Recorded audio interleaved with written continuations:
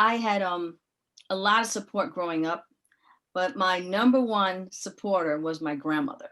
My Uncle Bert was blind and taught me how to read and write, tell time, how to count money, how to travel on the bus, how to pay bills, how to write out money orders.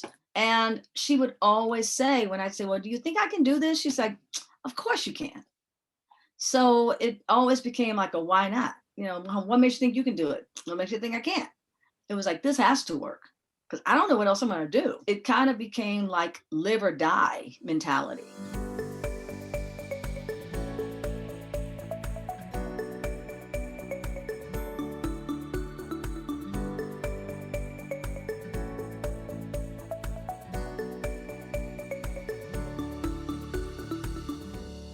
My passion's always been music. I grew up in Detroit. I have family and friends who recorded for Motown. My parents went to high school with like Smokey Robinson and the guys from Temptations. And it was very, very familial to me to be in that space. Decided that I was going to go into entertainment law. And after about a year and a half, I said, I don't know if I want to do that. The idea of going into entertainment law was because I enjoyed music. I didn't know about the other positions in entertainment. So it was just a traditional space. But I got a job working at Virgin Records. And from that job, I learned all these other opportunities that were available in the space.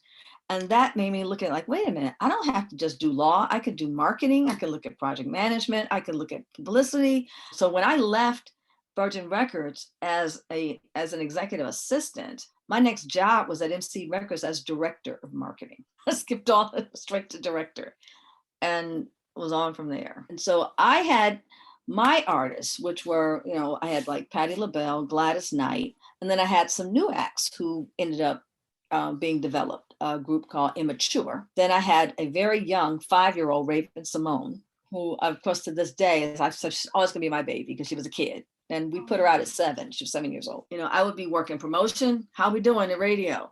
Working sales. How are we looking on orders? Working international. Do you think of any territory that wants my artist? Working publicity. Can we get him or her on this show? And that was like an all-day process. And in between that, I'd be calling brands, calling agencies. So a lot of it was like FaceTime. We didn't have Zoom. It was really like, if you want to make it happen, you're going to need to see this person. My passion is Black history, African American studies, as well as women and gender studies. So all of that kind of all comes together. And of course, we know, on the top of it is this music, the arts. I love music. I love film. I love plays. So I took the two and I called it Protest and Word and Music. And I put up Motown's Black Forum. And then I rolled it into Broadside Press and looked at the various poets and writers that came out of Broadside Press, which included like a young Nikki Giovanni, a young Sonia Sanchez. And I'm preparing for another project now that's actually going to be done in both 3D and augmented reality. Yeah, I serve as a chaplain in LA at a hospital. That takes up most of my day. The work I do with Patti or on my dissertation, all that stuff I do in the evening. I am getting better at balancing it. I put all these timers in my phone, including one that tells me when it's time to go to bed.